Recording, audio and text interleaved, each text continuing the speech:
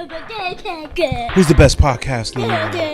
Daddy is the best podcaster.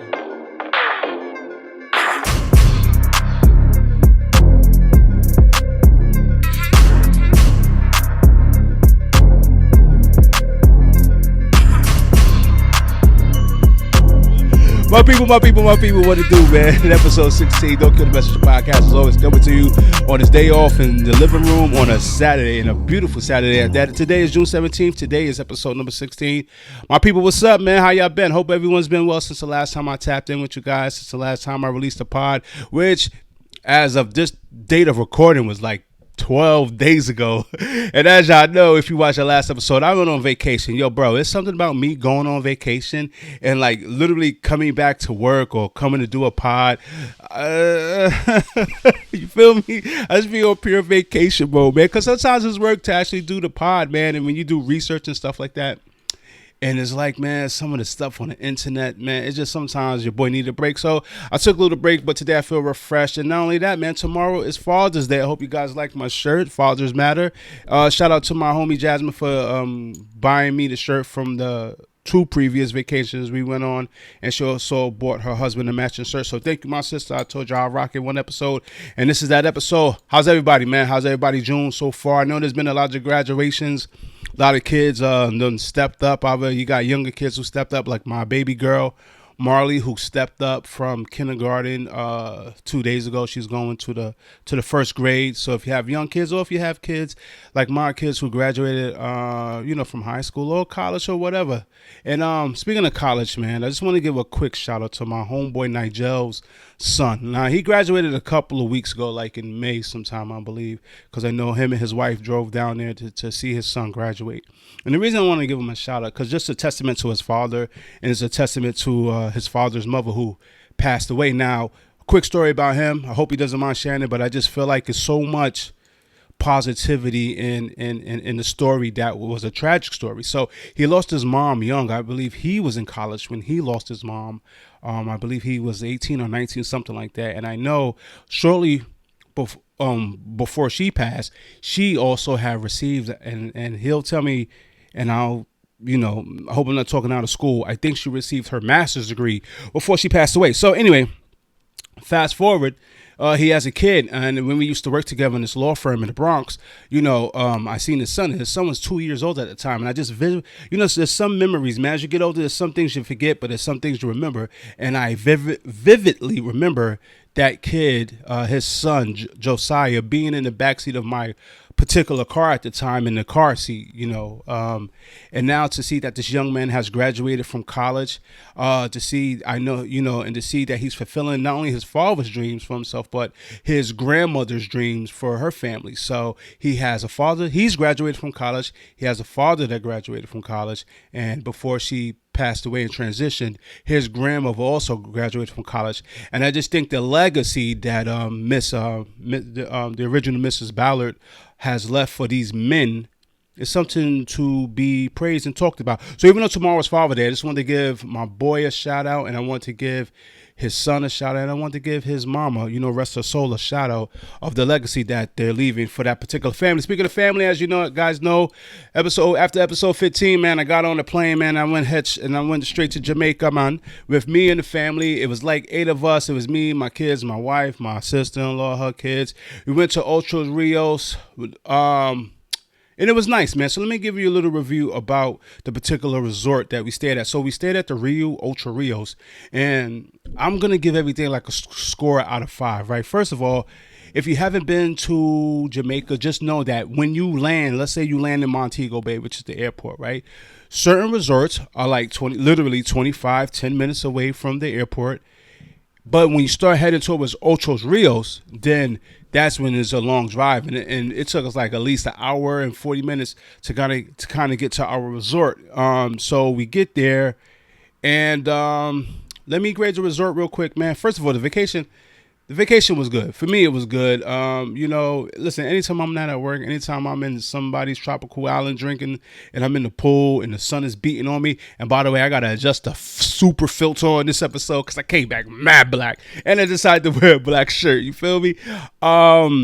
it's just good vibes, man. Whenever you are blessed enough to go on vacation. So to me, it was a very good vacation. Now the resort itself, out of 5, the food I give it a 3.5. Now here's why: the buffet was where the food was at. You know what I mean? Now, if you want authentic Jamaican food, my suggestion, if you have family members, or you don't mind giving the cab drivers a little extra money, go off the resort, man, get yourself some real food, right? So, but we're talking about in the resort now. So the buffet had the bulk of the good food. Now, every time we went to like the specialty, like Asian fusion, or I believe we went to a steakhouse. The steakhouse wasn't bad, actually. Actually, I give the steakhouse a 4 out of 5. But anyway, when we would do that, I noticed that every time I would look up, everybody had left. The whole family was gone. It would just be me and my wife. I'm like, where'd everybody go? And they wasn't really jacking the food like that. So they would go and they would go get the buffet food, which, it is what it is. Now, the rooms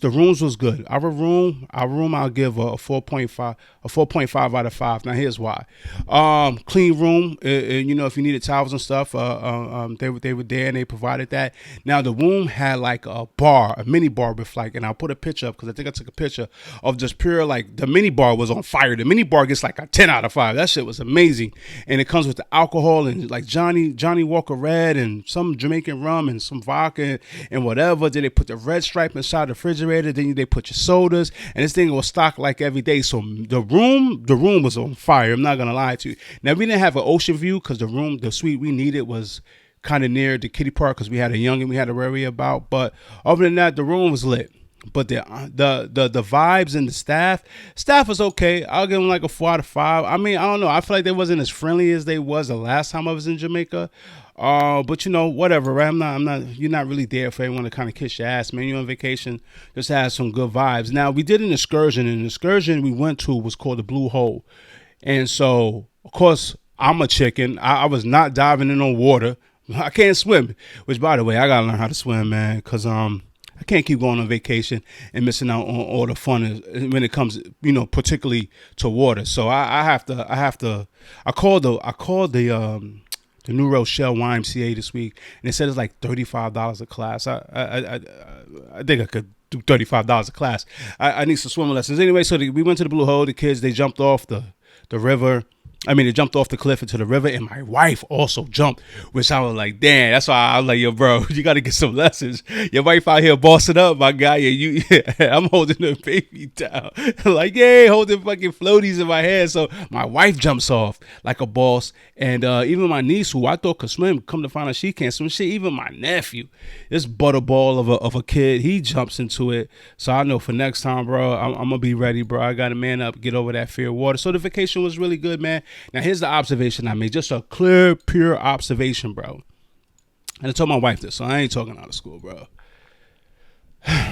Now, when you go on vacation, you go on these resorts, all the women are like half naked, right? It just is what it is, right? You're on vacation, right? So everyone's looking all whatever, right?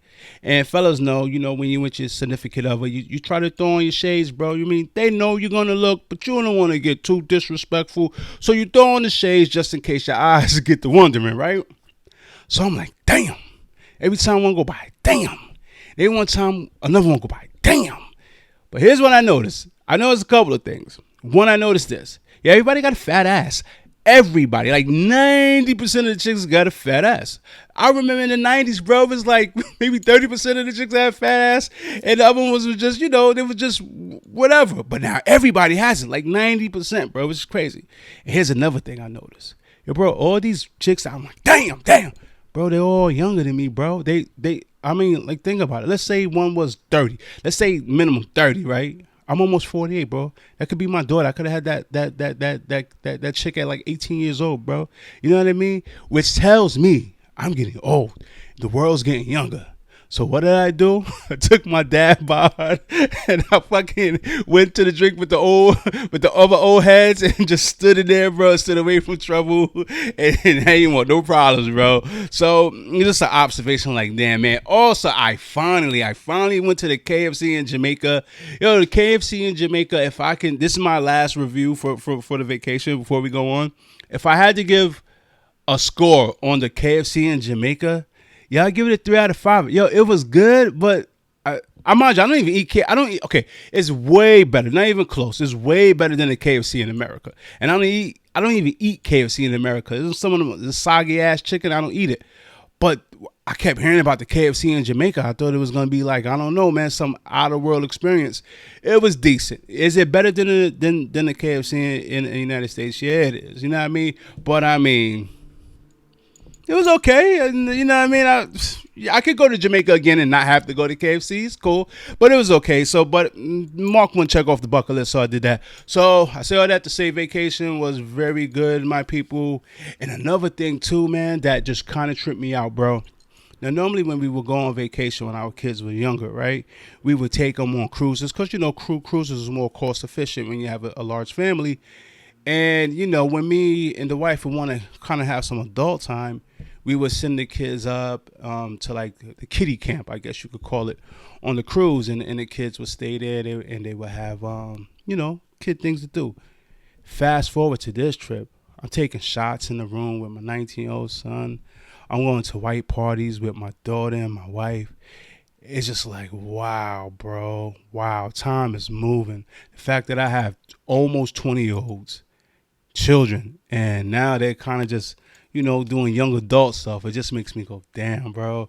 You know, I'm blessed and I'm happy. It's bittersweet because as they get old, you get older. But, you know, it's part of life, man. So everything is good. All right, speaking on just kind of observing shit on a dad level, tomorrow, my people, is June 18th. You know what that is? That is the day no one literally gives a shit about. It is Father's Day, everybody. It is Father's Day. So, yo, that's why I wore this shirt. Shout out to my homie Jazz for copying me this shirt. She also bought her husband one. So to all the dads out there, to all the real dads doing their thing, to all the dads that are taking care of their children, man, are just trying to be solid men in the world. Don't let the world fool you. We need dads. Fathers still exist. Fathers, they're still needed. That they still are an essential part of the fabric of the family unit. So don't let anybody fool you. So I have some brown Ciroc in this cup, and I'm going to take a shot to all the dads in my Star Wars cup. Look at Baby Yoda.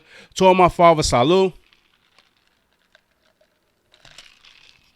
And I hope you guys have a good day tomorrow. Now, coming up, I didn't have a close relationship with my dad because he was off kind of doing his whole thing. You know what I mean? And I got to be honest with you, I was scared of the nigga. Yo, one time I thought when I turned 16, I was going to be able to, like, you know, rough him up, fuck him up, right? And I ain't a fighter, but I thought, yo, I'm going to handle him, right? Because I had so much animosity in me.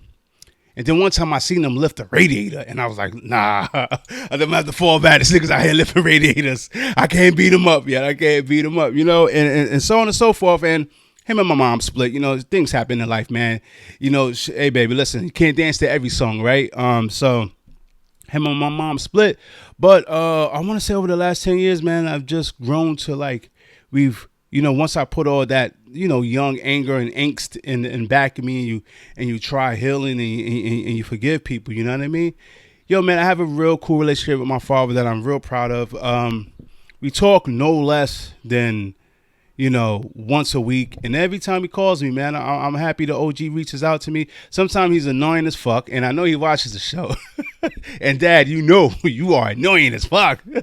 But he's still my guy, man. And so I just want to say, Pop, if you're watching this, you fucking nosy ass stalker, happy Father's Day to you too, Pop. I love you, man. Whatever you do, don't get too drunk, OG, but enjoy your day and do what you do. I'm low-key jealous of gay people, though, because these gay people get a whole month. They get the whole month of June, bro. Fathers, you might get one day. You might get a steak and you might get a blowy. But, I mean, gay people, they got a whole month of June. They're just out here running amok.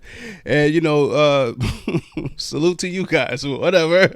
All right, cool, yo. So, over the past week, Shannon Sharp officially left Undisputed with Skip. And, you know, of course, we all know who follows sports. We all knew that his time was coming. He was going to leave after the NBA Finals, which the Miami Heat, you know what, they beat the Knicks, but they were like a cool underdog story. So I really couldn't hate them. And I really, really, really like the dog that Jimmy Butler has in him. But, you know, Jokic and the Denver Nuggets was just a little too deep and a little too strong for them. So they got beat in the NBA Finals 4-1. So with the conclusion of those NBA finals, it was a conclusion of a 7-year run for Skip and Shannon. Now, last show I kind of explained everything that kind of led up to maybe the breaking point of, why Shannon probably felt like he left. And listen, man, sometimes when you start things with people, because it doesn't necessarily mean that you're gonna finish it with them.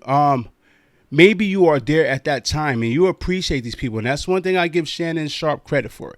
He gave super love and he gave credit where credit is due to Skip Bayless, because if it wasn't for Skip Bayless, who singled him out and said, no, I want that guy to be on this show, we wouldn't know Shannon Sharp, for the personality and the entertainer that he is today. So it had me thinking about my old podcast. Now, I never addressed it on this show, but I'm drinking brown Ciroc, so I might as well just kind of address it. So I used to be on this show, right? I used to do this podcast, and we wasn't doing like Joe Rogan numbers, but it was pretty decent for an upstart podcast. And the name of the podcast was "What's Your Point?" The podcast, and I did it with a good childhood friend of mine, my brother, and I did it with my cousin. So I believe I had like maybe 2 years on the show. Had like 2 years on the show, and everything was humming along and this and so on and so forth. But then what happened was that I just felt a shift. And sometimes in life you just feel a shift. Sometimes you know when you're not comfortable with certain things, and there were certain things I just wasn't comfortable with. And so I decided, in your soul, probably Shannon probably knew this too, in your soul when it's just time to go and it's time to kind of, start your own thing. Now, mind you, when I left, I was just going to fall back from doing podcasts, altogether.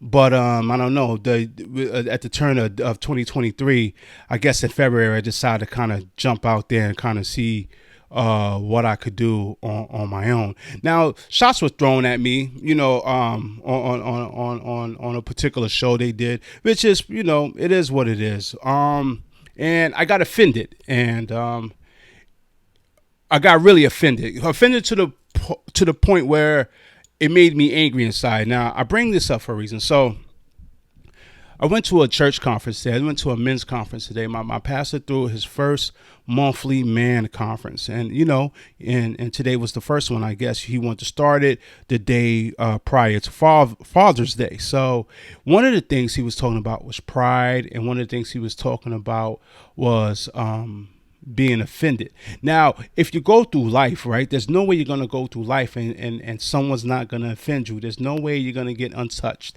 There's no way you're going to get unscathed, right? So you can't stop that part, right? No matter how strong your faith is, no matter how strong your belief is, you're always going to be offended at some point. How you react to it, how you control your emotions, how you control your anger to being offended, is something that you can't control. And I feel like at that time when I felt like, people near and dear to my heart was throwing shots at me, it is what it is, man. They offended me. They did what they did.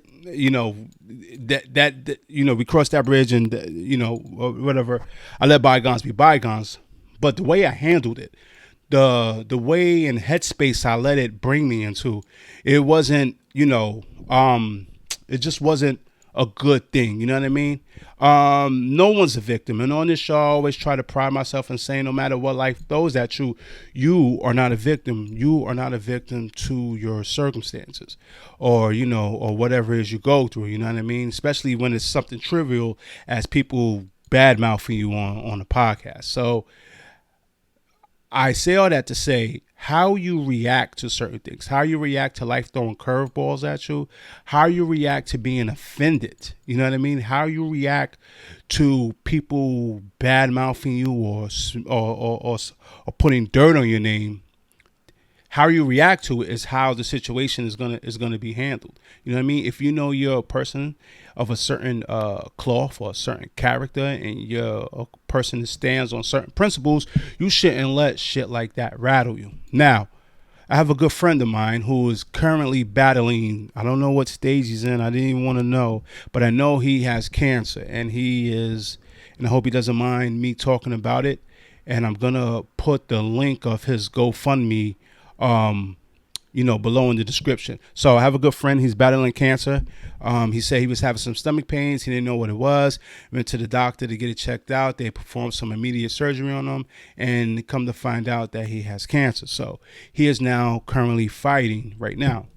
That's real life shit. You know what I mean? That shit is what lets you know who's important, what's trivial, what's not trivial. When you have something that might possibly, and I know, Corey, I love you, brother. I know you're a fighter. I know you're a warrior. I know you're going to beat this shit. You know what I mean? But when you have something like that and you're facing an uphill battle like that, that kind of puts things in perspective. So while you're out here and you're bitching that, oh, my job ain't the job for me, or, oh, this ain't where I want to be in life. But if you put things in perspective and you realize that you're blessed and that you don't have the uphill battle like my brother does. Now he's in the fight, you know what I mean? And he has his wife and his children by his side. You'll see what's important in life. Like, you'll see what's trivial and what's not trivial. You know what I mean?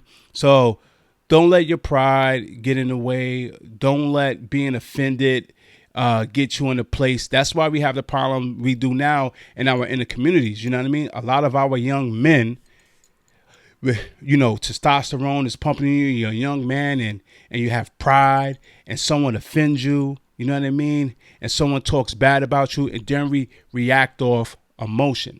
You know what I mean? And then, unfortunately, a lot of us end up in a place where no man, no matter what race, will wants to be, and that's doing a prison bid. Now, speaking of being offended and being pride, I don't know if you guys heard of the story of Travis Rudolph, ex-NFL player. He used to play for Florida State University. Okay, so he was charged with the murder of the brother or friend, I'll get it right, of an ex-girlfriend at the time, right? So he just recently was found not guilty of all charges, right? Because I believe he was facing not a manslaughter charge. Or was it second-degree murder? I believe it was second-degree murder. I'll put it in the editor's notes. So here's how the story unfolded, and I'll put up a video to kind of clarify anything I'm missing out. So basically, she went through his phone, found texts from, a girl that's not her, right? And, things got emotional, things got out of hand, and then she went and texted her brothers. Mind you, these is people that Travis know. He's met her brother. You know what I mean? This young lady who's about to fly off the handle. She's met his family. She's met his mother. Right, but let's go into a backstory before we go into what happened with this particular incident with Mr. Rudolph. Prior to that, he had got a phone call a couple of years back that his father had died, and his father had been senselessly murdered, shot to death. Right. So imagine you're a young man, and I was watching an interview with him on the podcast Pivot. This podcast is really good. And him and his father was like this. So imagine getting that phone call from your mother. The mother was so horrified to even tell that young man that his father had just got shot. She had to tell someone else to tell him. That's how much she couldn't break that news to him. That's how close they was, him and his dad. You know what I mean? And you can imagine how he's going to feel tomorrow being Father's Day. So imagine he goes from that grief and his mother saying that she can't sleep at night. And she can't sleep at night. Her husband passed away this way, and she probably has some anxiety and stuff she's dealing with. To now you fast forward, some girlfriend gets off the handle because she found texts from another woman, and she texts her brothers to come shoot shit up, and I'm paraphrasing. So the brothers pull up, you know what I mean? Now, mind you, her and the mother talk. The mother, she knows that the mother has these feelings because of the way her father died. And then you have the audacity, because you found him talking to another girl, right or wrong, but you don't order your brothers to come shoot shit up. So now you're putting two sets of family. You're putting your family in harm's way because you don't know how left this shit is going to go. And you're putting your boyfriend and his sister and his brother and his mother in harm's way, right? So long story short, they pull up. shit gets out. Thank God for the Ring alarm system, because if it wasn't for that, we don't know how this guy, how this case would have went. And mind you, they're in Florida, so there's that your whole stand your ground law, yada yada yada. But they was like the guys were fleeing from the scene. Guys, let me tell you something. Anytime in self defense, if you have a legal firearm and someone breaks into your home, if their back is turned towards you and they're fleeing, please do not fire a shot. Do not fire a shot, because at that point when they're fleeing, you're not in any sort of imminent danger. So I beg you, as if you own a legal firearm and you find yourself, it's easy to talk about it, but when you find yourself in that situation, it's probably way different from a dude who don't know anything on his day off talking to you about it. But just please do not fire a shot if their back is turned towards you. Okay, it's called the Castle Doctrine. I'll put it up and explain to you what it's about. So anyway, he kills one of the men that came to the house that had brandished the handgun and was trying to kill Mr. Travis. It goes to court. It's sensational. Nothing like an ex-NFL player on trial.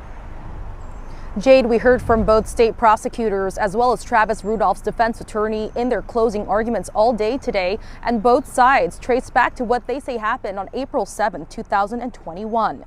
Rudolph and the woman he was seeing at the time, Dominique Jones, got into a physical argument about another woman. Evidence has shown that when she left, she sent a text message to her brother using the phrase, quote, shoot up, which she clarified was not meant as a literal threat. A group of 4 men then showed up to the Rudolph home around midnight and a fight broke out. Rudolph's brother Daryl testified last week he was frightened when he said 2 guns were pointed at him and his brother. So just this past week, he was found not guilty on all charges. But the trauma doesn't stop, right? Because at the end of the day, he even though in self-defense, he had to kill a man, right? That's something on his soul. You know what I mean? Whether it was justified or not. You know what I mean? He's not a killer. He's an athlete. But he had to do what he had to do to protect his family and friends. Now, why am I telling you the story? I'm telling you the story because women, y'all got to stop that shit, man. Y'all got to stop that shit, my sisters. Or not even sisters, any woman of any color. If you are mad at a man, you know what I mean? Short of him putting his hands on you, don't be calling your cousins and your brothers and Pookie and them to pull up on this man, to kill him for what? For what? For what? Because you found the number? Or what? Because you guys had an argument? Don't be calling your cousins. I wonder if there's if it's probably not, but I wonder if there could be like a statistic of how many brothers are in jail because some chick pulled, text them or called them and said, yo, so and so did this, and they pulled up. You know how many cousins, how many brothers are serving time right now?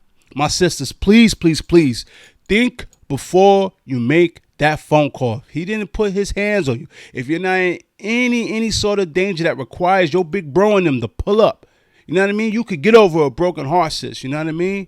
But you can't get over, God forbid, him dying or your brothers and your family pulling up and something happening to them. So please, my sisters, I beg you, before you call big cousin, big bro, make sure you know what you're doing. You know what I mean? Breathe. You know what I mean? Don't let being offended run. I just talked about it. You know what I mean?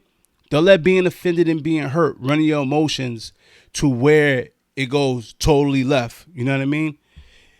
Crazy story, man. It just reminds me of like that whole Greek mythology of Helen of Troy or Helen of Sparta or whatever it is, like the chick who launched 1,000 ships. You know what I mean? It's just, the shit that in wars that have probably been started over chicks, it has to be like a phenomenal number. You know what I mean?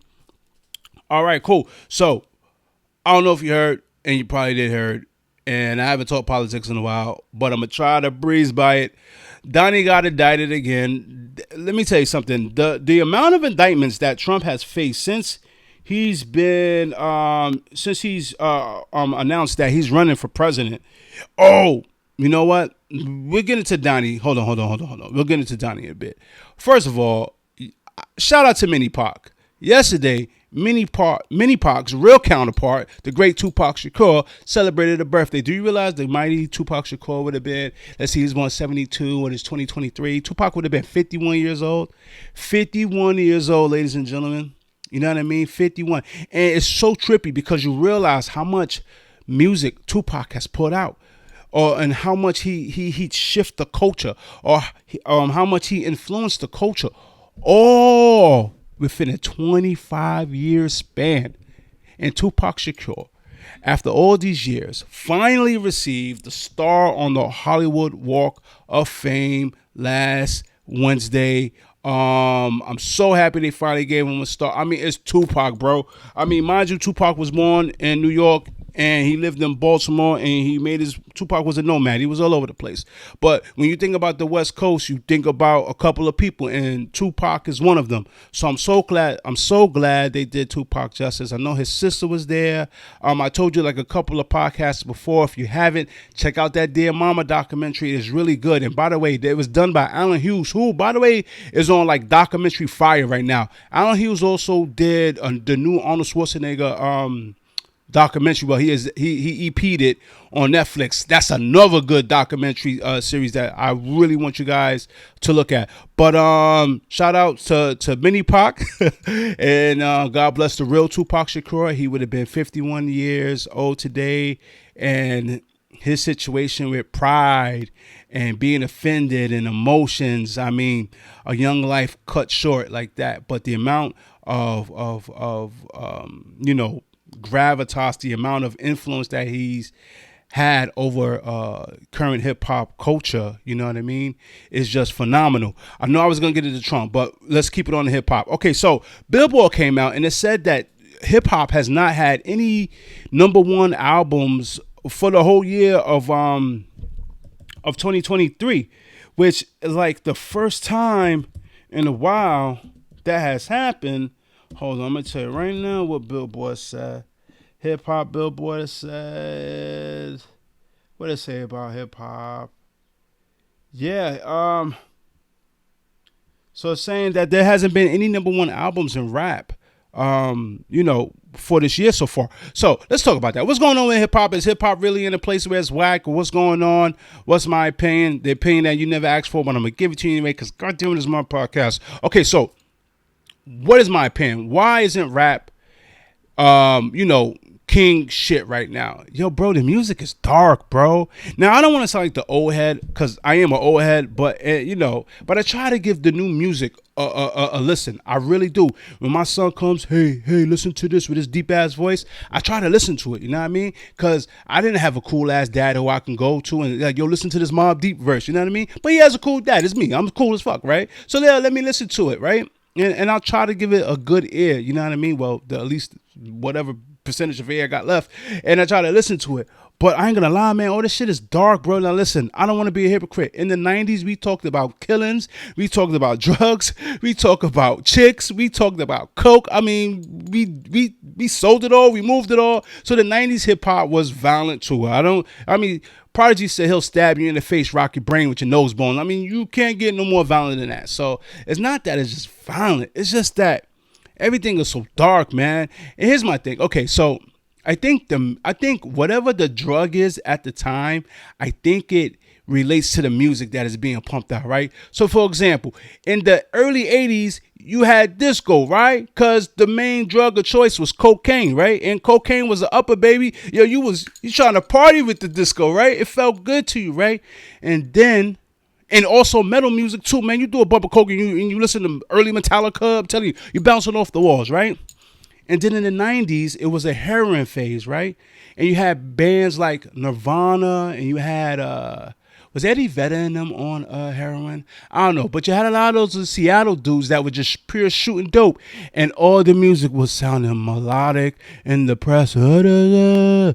You know what I mean? So, all the drugs to me kind of goes hand in hand with the music. So now you fast forward to like this current generation of hip hop, and it's everybody's on lean, bro. So Future low key started that lean music. You know what I mean? And some of it, I'm not gonna lie, some of it is good music. I'm not gonna lie to you, but it seems like everything just got super dark.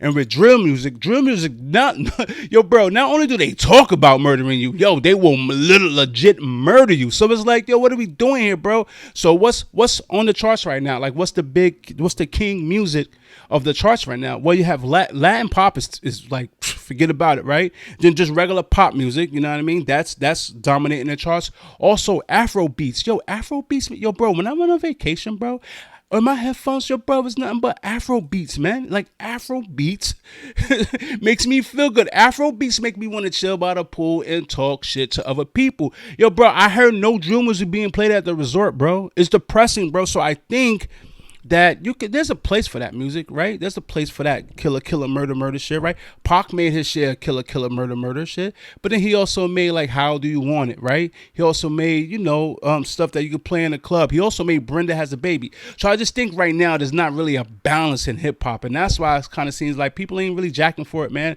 It's like, bro, it's just depressing. I don't want to listen to it. So that's my thoughts on hip hop. Now let's go back into Donald Trump. So Donald Trump was indicted again this week. So what did Donnie do? It seems like every time I come and talk about politics, it's always about Trump, because it seems like the man can't stop getting indicted. So Trump was indicted by the feds. Yo, bro, let me tell you something. Whenever you get indicted by the feds, good luck. Ask Irv Gotti, even though he beat the charges. But yo, bro's like, oh no, man. So what did Trump do, man? What did Trump do? Okay, so apparently Trump had... Okay, let me try, because I try to act like I'm a political scientist, and I'm totally not. I'm just some dumbass bus driver from the Bronx. So let me try to break this down to you, what happened with the boy Orange 45. Okay, Trump had classified documents, right? Now, he took them out, while he was exiting the White House, because, he lost the second election, and he took these certain classified documents with him, and he brought it to him at Mar-a-Lago. Now, that's a federal offense. You can't do that. Now, if you're the president and you have these things and you declassify them, and then you bring them with you, which a lot of presidents do. I don't want you to think Trump is singular in this regard. A lot of presidents do it. But being that they were classified documents, that's a big no-no. Now, let's keep it 100, bro. If it was anybody else, they'd probably give him a slap on the wrist, right? Who wants to put our presidents looking like crazy like this on the world stage for the world to see? Well, when you're Donald Trump and no one likes you and everyone's going to indict you for everything, I mean, they'll probably indict him for using like orange spray tan at this point. They're trying to do whatever it is so this man cannot run against, which he's the front runner on the Dem side, Joe Biden. So they're throwing everything at him. And don't forget, he has a New York indictment. I mean, Trump has been indicted more than the Gottis. Oh, by the way, did you see the whole John Gotti third fight with Floyd Mayweather? I don't want to talk about it, but the shit was absurd. Anyway, so he got more indictments than John Gotti did back in the day at this point. You know what I mean? It's like they're trying to hit Trump with the RICO charge, bro. So all this is going on. Here's my thoughts. No matter what you do, short of locking his ass up and making sure he won't be able to run, Donald Trump is going to be the nominee of the Republican Party, which makes me feel like the momentum DeSantis had when he won the governor race of Florida, the last governor election last year. You know what I mean? That momentum it's kind of waned off because DeSantis don't really have the personality that Trump has. I mean, Trump is Trump, man. Now, DeSantis is good with some policies, whether you agree with him or whether you disagree with him. He'll pass some shit, so he's good as far as the policy shit go. But however, when it comes to personality, when it comes to being a magnet, which unfortunately that shit does count, as far as politics and men or women that can get your vote. You know what I mean? No one, and I mean no one, is like Trump. So if he beats this charge, he's definitely the front runner. He's the front runner now. I don't see DeSantis gaining the edge over him. But however, though, on the Democrat side, Robert Kennedy Jr. just did a podcast with he just finished doing an episode of the Joe Rogan podcast. Yo, guys, I like him. I'm an independent. I'm telling you right now, I like Robert Kennedy Jr. I do. First of all, he's diesel. For a 60-year-old dude, he's D's, bro. So if you lift weights, bro, I'm already okay, man. Talk to me. I'm here. I'll listen. You feel me? So he looks in shape. I mean, he got the voice thing, and I'll try to put up a clip of him talking so you can understand what I mean. That there's something going on with his voice. You know what I mean? But I like him. I like what he's talking about. I like what he says. He seems to have it clear. Even though he's a Democrat, he doesn't sound like a Democrat. So guys, just if you can, do your Googles on Robert Kennedy Jr. I like him. And by the way, Trump just also celebrated his 77th birthday. Guys, these guys is old. We got to get some young blood in either party. You know what I mean? So yeah, man, Trump's been indicted again. I guess I'll be talking about that because this seems like that shit is not going away anytime soon. Okay, let's wrap the show up talking about Zion. So the boy Zion, he was out here wilding, bro. Yo, Zion, I went away. A couple of things happened. First of all, I was in Jamaica. The sky turned orange. I was getting like texts on my WhatsApp, like, yo, man, the sky here is orange. And I was texting back with, I'm gonna put the picture up. I was like, well, it ain't orange out here. So the sky was orange. And then also the homie Zion Williams is out here promising hookers money. So Zion was messing with this she's a porn star, right? He was messing with this porn star called what's her name, man? Mariah Mills, I think. And you know me, I always screw up a name or two. So if I screw that up, I'll put it in editor's note. So your man Zion is out here, bro. And I don't even think he got it yet. I just know he just felt like, yo, I got money, bro. It's kind of like, you whatever to porn your whole life, and then you finally got some money, and I was like, yo, this is one of these hoes I could buy. Huh. And he was sliding in the DM, and she's down with it. She ain't got shit to do, especially when you're telling the chick you're gonna pay for her to live in the state where you are just so you can smash. So the homie Zion was living his best life. Yo, is he 300 plus pounds? Yeah. Is he always hurt? Yeah. Don't matter. I'm smashing this chick. Life is good, bro. Don't try to deny me. Who's your daddy? Happy Father's Day. So anyway, happy Father's Day. Why? Because Zion made another chick pregnant. So this made the paid for side piece really pissed off. Mariah was not having it when she found out that Zion was having a baby with another chick. So she gets mad, and of course, what does disgruntled side chicks do? Who for clout? They go on public. They go on social media, and they put your whole shit out there. And she goes, "Yo, I don't understand. Why couldn't you just kept it real with me? You know what I mean? Why you just spit in my mouth literally last night?" I was like, "Whoa, like she got graphic. She's like, you spit in my mouth last night, and now I have to hear on the social medias that you're having a baby by another chick." And then she starts throwing the homie text messages out there. How he's saying, "Yo, how much is it gonna cost me to fly out? Yo, get a spot. How much is it gonna cost for rent? And y'all just need to know what the coldest relationship. So if we in a situation, I know how to handle it respectfully." So she's throwing Zion business all out there. Yo, here's the thing.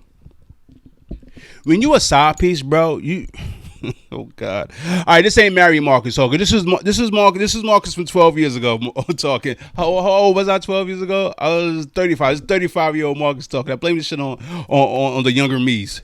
Yo, bro, you gotta play your position, man. You a side piece, bro. You can't be out here wilding out like you know what this is, bro. and you really can't get mad if I'm paying your rent. You can't get mad if I'm giving you upkeep money. Why do you care? Why you wasn't the main chick, like you know that. Niggas ain't paying the main chick, bro.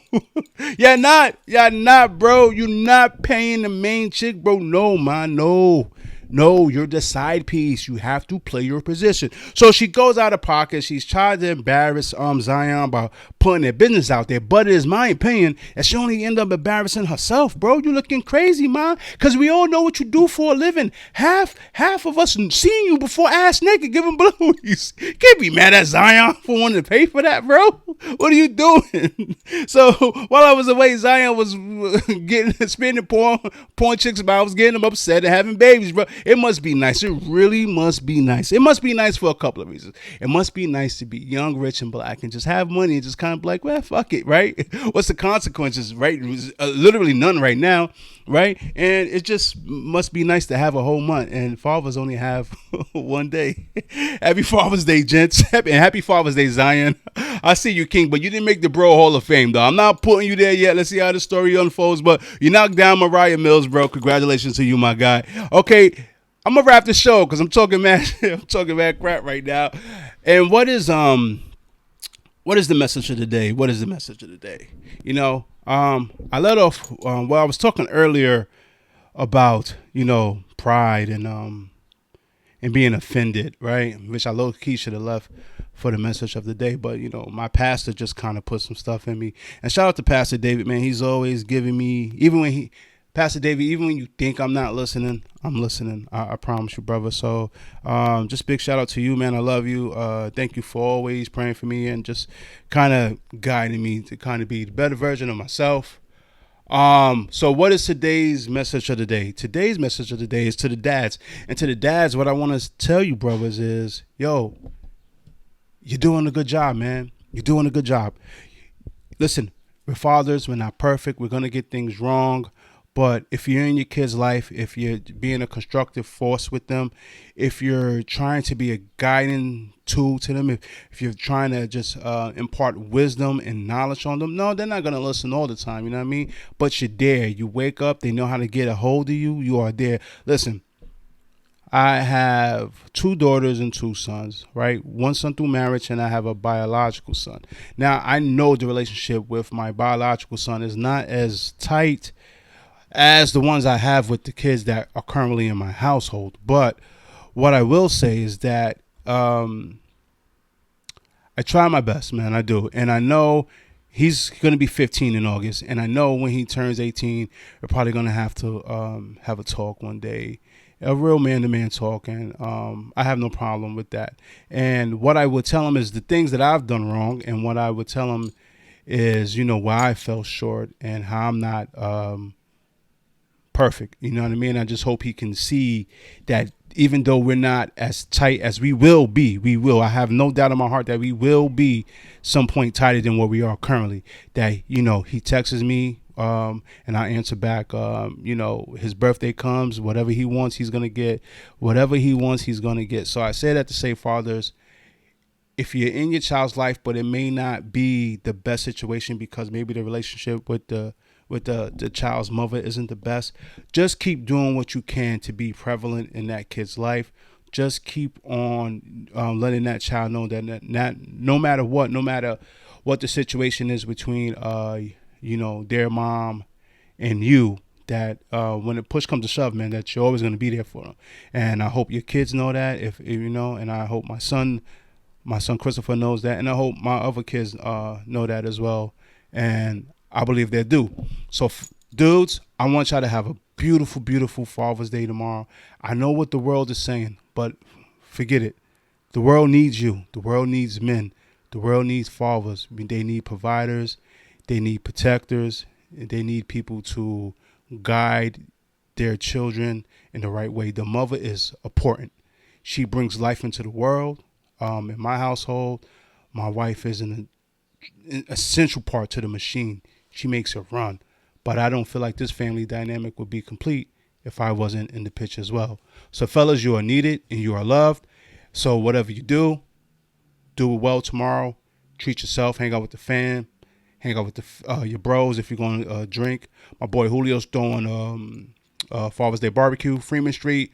And if those who are watching this know what that is, pull up if you can. If you can't, it's all good. All right. So that's the message today, my good people. Today is Saturday. Today is June 17th. It is Sunday. It's nice outside. I'm feeling good. I'm so good to be back in front of you. Remember, as always, if you haven't, hit that like button, hit the subscribe button, hit that notification bell. I thank you from the bottom of my heart for joining me on my podcast journey. Sorry it took me 12 days to kind of drop this. It's probably going to be maybe 14 by the time you get it. But just know your boy needed a little break from the internets and the craziness. And sometimes it's good just kind of wrap yourself up in your own little world and do your thing and take a little break. And then come back, man, and you just make it do what you do. So on behalf of me, myself, and I, Mini Pac, and my whole family, this is Don't Kill the Messenger podcast, episode number 16. And I promise you, as always, I will see you for episode 17. And please remember, love yourself, love others, but more importantly, love God. My people, I'll see you soon. Peace.